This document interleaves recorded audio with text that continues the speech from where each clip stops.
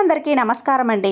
దేవి అనుగ్రహం ఛానల్కి స్వాగతం. ఆ దేవి యొక్క ఆశీస్సులు మనందరిపై ఉండాలి అని చెప్పి మనస్ఫూర్తిగా కోరుకుంటూ, ఈరోజు మార్గశిర మాసపు సోమవారం, పైగా మోక్షద ఏకాదశి. ఇంతటి పవిత్రమైనటువంటి రోజున మోక్షద ఏకాదశే కాదండి, ఈరోజు గీతా జయంతి కూడా జరుపుకుంటారు. ఈరోజు భగవద్గీత పుట్టినటువంటి రోజనమాట. ఈ పవిత్ర కథను ఈరోజు వింటే చాలు, 1000 యజ్ఞాలు చేసినంత పుణ్యంతో పాటు జన్మల పాపాలు పోయి కోటి జన్మల పుణ్యం కలుగుతుంది, ఐశ్వర్యం కూడా సిద్ధిస్తుంది. మార్గశిర శుద్ధ ఏకాదశినే మోక్షద ఏకాదశిగా, గీతా జయంతిగా జరుపుకుంటారు. ఒకసారి పాండవ అగ్రజుడైన ధర్మరాజు శ్రీకృష్ణుడితో ఇలా అంటాడు: శ్రీకృష్ణ, మార్గశిర మాసంలో శుద్ధ ఏకాదశి గురించి వివరించమని ప్రార్థిస్తాడు. దానికి శ్రీకృష్ణుడు, ధర్మనందన, మార్గశిర మాసంలో శుక్లపక్షంలో వచ్చే మోక్షద ఏకాదశి గొప్పతనం వివరించేటువంటి ఒక పవిత్ర కథను చెప్తాను విను అని ఇలా చెప్తాడు. పూర్వకాలంలో అత్యంత రమణీయమైనటువంటి గోకులం అనే నగరం ఉండేది. దానిని వైకానసుడు అనే రాజు పరిపాలిస్తూ ఉండేవాడు. తన రాజ్యంలో ప్రజలను తన కన్న బిడ్డల వలె చూసేవాడు. తన రాజ్యంలో సకల విద్యలు నేర్చుకున్న పండితులు ఉన్నారు. ఒకరోజు రాత్రి మహారాజుకి ఒక కల వచ్చింది. ఆ కలలో తన తండ్రి నరకంలో పడి రోధిస్తున్నట్లు వచ్చింది. ఆ తర్వాత మెలకువ వచ్చి కలలో కనిపించిన దృశ్యం చూసి చాలా బాధపడ్డాడు. ఆ మరుసటి రోజు తన రాజ్యసభలో వేద విద్వాంసులను రప్పించి వారికి తన కల గురించి ఇలా చెప్పాడు: నాకు రాత్రి కలలో నా తండ్రి కనిపించి నరకంలో పడి రోధిస్తున్నట్లు చూశాను. అతను నన్ను చూసి, కుమారా, ఈ నరకంలో బాధలు పడలేకపోతున్నాను, నన్ను ఈ నరకం నుండి విముక్తుని చెయ్యి అని బ్రతిమాలాడు. అది చూసిన నా హృదయం చెలించిపోయింది. ఆ కల వచ్చినప్పటి నుంచి నా మనసుకు ప్రశాంతత అనేదే లేదు. ఇంత రాజ్యం, ఏనుగులు, గుర్రాలు, రథాలు, భార్య, బిడ్డలు ఉన్నా కూడా, ఇంత ధనం ఉన్నా కూడా నాకు ఆనందం కలగడం లేదు. కాబట్టి ఏదైనా గ్రంథం చూసి నా తండ్రి నరకం నుండి విముక్తుడై మోక్షం పొందే సలహా ఇవ్వమంటాడు. దానికి బ్రాహ్మణులు, మహారాజా, మన నగరానికి దగ్గరలో ఉన్న అరణ్యంలో పర్వతుడు అనే ముని ఆశ్రమం ఉంది. అక్కడికి వెళ్ళి ఆ మహామునిని అడిగితే ఉపాయం చెప్తాడు. ఆయన భూత భవిష్యత్ వర్తమాన కాలాలు తెలిసినటువంటి మహాజ్ఞాని అని చెప్తారు. తర్వాత రోజు మహారాజు ఆ అటవీ ప్రాంతానికి వెళ్తాడు. ఆ విధంగా పర్వత మహామునీంద్రుని దగ్గరకు వెళ్ళి సాష్టాంగ నమస్కారం చేశాడు. ఆ తర్వాత మునీంద్రుడు కుశల ప్రశ్నలు అడిగి, నీ బాధకు కారణం ఏమిటి అని అడిగాడు. దానికి జరిగిందంతా కూడా మునీంద్రుడికి చెప్పి, మునీంద్ర, వీరు సర్వ సమర్థులు కాబట్టి నా తండ్రి నరక బాధల నుండి తప్పించే ఉపాయాన్ని ఉపదేశించమని వేడుకుంటాడు. ఆ మాటలు విన్న మునేంద్రుడు తన దివ్య దృష్టితో జరిగిందంతా కూడా తెలుసుకొని, మహారాజా, నీ తండ్రికి పూర్వజన్మలో 2 భార్యలు ఉన్నారు. వారిద్దరినీ కూడా సమానంగా ప్రేమించకుండా కేవలం ఒకే భార్యను మాత్రమే ప్రేమించి రెండో భార్యను బాధ పెట్టాడు. దానికే నీ తండ్రి నరక బాధలు అనుభవిస్తున్నాడు అని చెప్తాడు.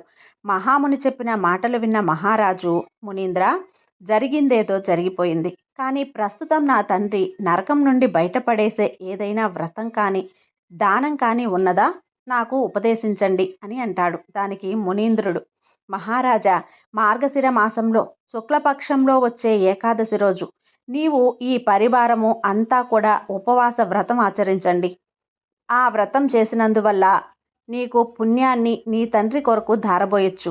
నీకు కలిగినటువంటి పుణ్యాన్ని, ఆ పుణ్య ప్రభావంతో నీ తండ్రి నరకం నుండి విముక్తుడవుతాడు. ఎందుకంటే ఈ ఏకాదశి తిథికి మోక్షద అని పేరుంది. కాబట్టి ఈ ఏకాదశి నీ తండ్రికి మోక్షాన్ని ప్రసాదిస్తుంది అంటాడు. అంతటా మహారాజు మునీంద్రునికి ధన్యవాదాలు చెప్పి తన రాజ్యానికి వచ్చాడు. మార్గశిర శుక్ల ఏకాదశి రాగానే ఆ రోజు వైకానస మహారాజు తన భార్య, బిడ్డలు మరియు పరివారం అంతా కూడా ఏకాదశి వ్రతం ఆచరించారు. ఆ పుణ్యాన్ని తండ్రికి ధారపోశాడు. ఆ పుణ్య ప్రభావం వల్ల ఆకాశం నుండి పూలవానకు తెలిసింది. తన తండ్రిని దేవతాగణములలో వచ్చి స్వర్గానికి తీసుకువెళ్లారు. తన తండ్రి స్వర్గానికి వెళ్తూ భూమి మీద ఉన్న కుమారునితో, నాయనా, కుమారా, నీకు ఎల్లప్పుడూ కూడా శుభం కలుగుగాక అని ఆశీర్వదిస్తూ వెళ్ళాడు. అది విన్న మహారాజు తన పరివారాన్ని అంతటికీ చెప్పి ఎంతో సంతోషించాడు. కాబట్టి మోక్షద అనే పేరు గల ఏకాదశి వ్రతాన్ని ఆచరిస్తే వారికి పాపాలన్నీ నశిస్తాయి. మరణించిన తర్వాత వారు మోక్షాన్ని పొందుతారు. కాబట్టి ధర్మరాజా, ఈ కథను విన్నంతనే జన్మల పాపాలు పోతాయి, ఇక ఐశ్వర్యం సిద్ధిస్తుందని శ్రీకృష్ణుడు చెప్తాడు. అదేవిధంగా ఈరోజు గీతా జయంతి కాబట్టి శ్రీకృష్ణ భగవానుడు అర్జునుడికి ఉపదేశించిన సందేశాత్మక గ్రంథం భగవద్గీతను పూజా గృహంలో ఉంచి పూజించాలి.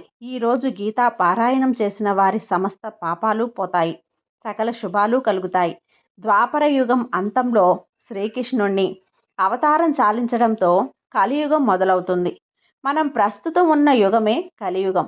కలియుగం అంతంలో భగవంతుడు కల్కిగా అవతరించి తిరిగి సత్యయుగం స్థాపనకు మార్గం సుగమనం చేస్తారని పురాణ వచనం. కృతయుగంలో అంటే సత్యయుగంలో ధర్మం 4 పాదాల మీద నడుస్తుంది. త్రేతాయుగంలో ధర్మం 3 పాదాలపై నడుస్తుంది. ద్వాపర యుగంలో ధర్మం 2 పాదాలపై నడుస్తుందని, ఇక కలియుగంలో ధర్మం 1 పాదంపై నడుస్తుందని పురాణ వివరణ ఉంది. ఇక ప్రస్తుతం నడుస్తున్నటువంటి కలియుగం అంతా కూడా అధర్మమే, అంతా అన్యాయమే. మంచి వాళ్లకు చెడు ఎదురవుతూ ఉంటుంది. భగవంతుణ్ణి నమ్మే వారికన్నా నమ్మని వారే అధికంగా ఉంటారు.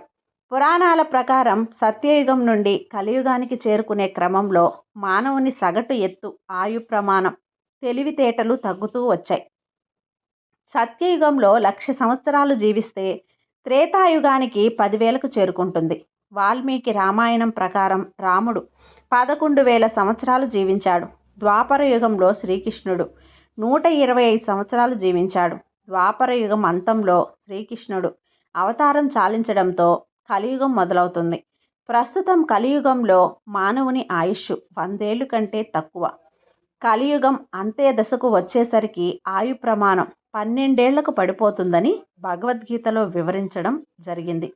ఇక కలియుగంలో అధర్మం పెరిగిపోయి కలియుగాంతమున భగవంతుడు కల్కి అవతారం ఎత్తి సత్యయుగం ప్రారంభానికి మార్గం సుగమనం చేస్తాడని పురాణాల్లో ఉంది.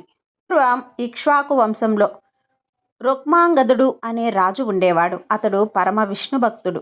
ఎప్పుడూ ఏకాదశి వ్రతం నియమం తప్పకుండా చేసేవాడు. అతడికి ఒకరోజు ఒక ఆలోచన వచ్చింది. అయ్యో, నేనొక్కడే చేస్తున్నాను, ఇది నా రాజ్యంలో ప్రజలందరి చేత చేయించాలి అని అనుకున్నవాడే ఇలా చాటింపు చేయించాడు.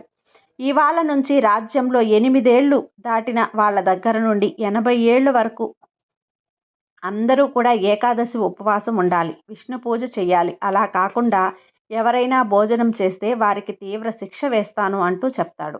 ఇందులో జబ్బు గలవారు, గర్భవతులు, బాగా చిన్నపిల్లలు, బాగా వృద్ధులు మాత్రమే మినహాయింపు అని. సరే, ఇక భక్తితో కొందరు, భయంతో కొందరు ఏకాదశి వ్రతం చేస్తున్నారు. ఇదిలా కొనసాగుతూ ఉంటే అక్కడ యమలోకంలో పాపుల సంఖ్య పూర్తిగా తగ్గిపోయిందంట. యమధర్మరాజుకి, గుప్తుడికి, యమభటులకు అసలు పనే లేకుండా పోయిందంట. ఒకనాడు నారద మహర్షి యమలోకానికి వచ్చి ఖాళీగా బాధగా కూర్చున్నటువంటి యమధర్మరాజుని ఏమిటి విషయం అని అడిగాడు. ఏమయ్యా యమధర్మరాజా, ఎందుకిలా దిగులుగా ఉన్నావు అని అడిగితే, మహర్షులకు స్వాగతం ఏమీ లేదు. ఒకప్పుడు మా యమలోకం అంతా కూడా పాపులతో నిండిపోయి ఉండేది. ఇప్పుడు యమద్వారాలు పాపులతో కిటకిటలాడుతూనే ఉండేవి ఎప్పుడూ కూడా. అలాంటిది ఇప్పుడు ఆ పాపులే రావటం లేదు. ఏమిటో విచిత్రంగా ఉంది, తెలియకుండా ఉంది అని అన్నాడట. అప్పుడు నారద మహర్షుల వారు ఇలా అంటున్నారు. ఇప్పుడు నీకు భయపడేవారు ఎవ్వరూ లేరయ్యా. నీకు రద్దీ తగ్గిపోయింది. అక్కడ వైకుంఠానికి రద్దీ పెరిగిపోతుంది. భక్తులు వైకుంఠ ద్వారాల దగ్గర కిటకిటలాడిపోతున్నారు అని చెప్పాడట. అదేమిటి మహర్షి, అంతగా ఏం జరిగింది అని అడిగితే, భూలోకంలో ఇక్ష్వాకు వంశంలో రుగ్మాంగదుడు అనే మహారాజు ఉన్నాడు. అతడు తన ప్రజలందరి చేత ఏకాదశి వ్రతం చేయిస్తున్నాడు. అందుకు అందరూ కూడా పుణ్యాత్ములు అవుతూ వైకుంఠం చేరుకుంటున్నారు. మరి మా లోకంలో పరిస్థితి ఏమిటి? మాకెవ్వరికీ పని లేకుండా అయిపోతుందే అని యమధర్మరాజు వెళ్ళి బ్రహ్మగారి దగ్గర మొరపెట్టుకొని విషయం చెప్పి, ఇలా అంటున్నారు స్వామి, ఎలాగైనా సరే ఆ రుగ్మాంగదుడు చేసే పని ఆపండి అని. దానికి బ్రహ్మ, అదేమిటయ్యా, అతడు చేసేది మంచి పని, అలా మంచి పనులు చేస్తుంటే ఆపమంటావు? పాపాత్ములు ఏకాదశి వ్రతం చేసుకునేలా, తద్వారా పుణ్యం సంపాదించుకునేలా చేస్తున్నాడు. ఒకసారి ఏకాదశం వ్రతం చేసి హరి హరి అని మనస్ఫూర్తిగా అన్నవారికి వైకుంఠం ప్రసాదిస్తాను అని విష్ణువే చెప్పిన మాటను మనం ఎలా కాదనగలం? వెళ్ళి నీ పని నువ్వు చూసుకో, వచ్చే పాపులు ఎలాగో వస్తారు అని చెప్పి పంపేస్తాడు. బ్రహ్మగారికి ఒక ఆలోచన వచ్చింది. యముడి కర్తవ్యం ఆగిపోకూడదు, అలాగని ఏకాదశి వ్రతాన్ని ఆపకూడదు. ఈ రుగ్మాంగదుడిని పరీక్షించాలి అని అనిపించింది. ఒకనాడు రుగ్మాంగదుడు మద్రాచలం అనే ఒక శివక్షేత్రంలో శివపూజ చేసుకోవడానికి వెళ్ళాలని అనుకుంటాడు. అయితే తాను లేనప్పుడు ఈ ఏకాదశి వ్రతం కానీ లేదా రాజ్యంలో ఎటువంటి పనులకు కానీ ఆటంకం కలగకుండా ఉండేందుకు కొడుకైన ధర్మాంగుడికి రాజ్య బాధ్యతలు అప్పజెప్తూ ఇలా చెప్తాడు. ఏకాదశి వ్రతం అనేది ఎప్పటికీ ఆగకూడదు. జబ్బుగల వారిని, గర్భిణీ స్త్రీలని, చిన్నపిల్లల్ని తప్ప మిగిలిన వారందరూ కూడా ఏకాదశి వ్రతం ఆచరిస్తూనే ఉండాలి అని ఇలా చెప్పి అతడు మద్రాచలం వెళ్ళిపోతాడు. అక్కడ మోహిని అనే ఒక అప్సరస స్త్రీని సృష్టించి బ్రహ్మగారు పంపిస్తాడు. ఆమెను చూసి మోహించి వివాహం చేసుకోమని కోరతాడు రుగ్మాంగదుడు. ఆమె, నేను బ్రహ్మమానస పుత్రికను, నా మాట వినకుండా నువ్వు ఏ పని చేయకూడదు, అలా అయితేనే నేను వివాహం చేసుకుంటాను అని అంటుంది. సరే అని ఒప్పుకుంటాడు. అక్కడే వారిద్దరూ కూడా వేద సహితంగా అగ్ని సాక్షిగా వివాహం చేసుకొని ఇద్దరూ రాజ్యానికి బయలుదేరమని రథం ఎక్కుతారు. అయితే ఈ రథ చక్రాల మధ్య ఒక బల్లి ఇరుక్కుని చనిపోతూ రుగ్మాంగదుణ్ణి ఒక కోరిక కోరుతుంది. ఓ రాజా, నా ఆయుర్దానం అయిపోయి నేను చచ్చిపోబోతున్నాను. నాకు మోక్షం పొందాలని ఉంది. కాబట్టి నీ విజయదశమి పుణ్యాన్ని నాకు ధారబోయి అని అంటుంది. సరే అని అతడు తన ద్వాదశి పుణ్యాన్ని ధారబోసి వెళ్ళిపోతాడు. వారి రాక తెలుసుకున్న కొడుకు ధర్మాంగుడు, పట్టపురాణి సంధ్యావళి వారికి హారతి ఇచ్చి స్వాగతం పలుకుతారు. ద్వారం దగ్గర ఆమె షరతులు విధిస్తుంది. రాజు వారందరికీ కూడా చెప్తాడు. వారిద్దరూ దానికి ఒప్పుకుంటాడు. ధర్మాంగుడు ఆమె మాటలను రాజ్యంలో కూడా చాటించి వేయించి, రాజుగారి మాట విన్నట్టే ఈమె మాట కూడా అందరూ వినాలి అంటూ చెప్తాడు. ఇంతలో ఏకాదశి వస్తుంది. రాజు రాజ్యంలో అందరూ ఉపవాసం ఆచరించే రోజు. కానీ మోహిని ఆ రోజు ఉపవాసం ఉండటానికి వీల్లేదంటూ అడ్డుపడుతుంది. రాజు, పట్టపురాణి, ఆఖరికి ధర్మాంగుడు, రాజపురోహితులు, మహర్షులు ఎంతమంది చెప్పినా కూడా వినదు.